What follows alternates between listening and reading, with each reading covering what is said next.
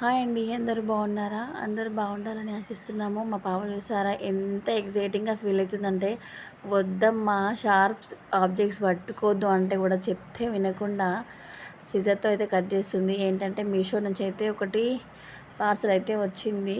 Mummy gift వచ్చింది, gift వచ్చింది అని అరుస్తుందండి. కానీ కాదు, నేను చెప్పాను గిఫ్ట్ మనకి ఎవరు పంపిస్తారమ్మా కాదు. మీషో నుంచి అయితే ఒకటి ఆర్డర్ చేసిన అది వచ్చిందమ్మా అని చెప్పిన. అందులో ఏముంది ఏముంది అని చెప్పి ఎగ్జైటింగ్గా ఫీల్ అవుతుంది. సో నా పక్కకైతే కూర్చుని అట్లనే కూర్చుందండి ఓపెన్ చేసే వరకు. ఏదైనా కొత్త వస్తువు వచ్చిందంటే పిల్లలకు పెద్దోళ్ళకి ఎంత హ్యాపీగా ఉంటుంది కదా. అంతేనా ఇదేనా అన్నది ఓపెన్ చేసినాక ఫస్ట్ పటాక్ అయింది నాకైతే నిజంగా.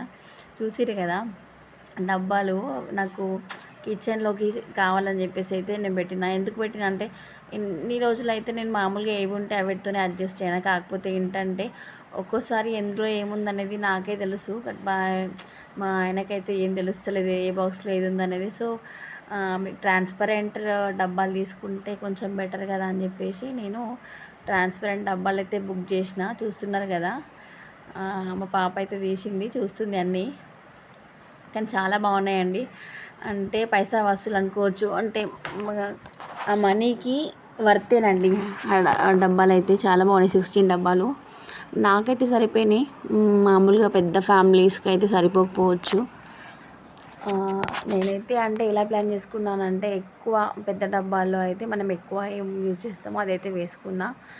మిడిల్ 3 ఇట్లా 4 మీడియమ్స్ వచ్చిందండి.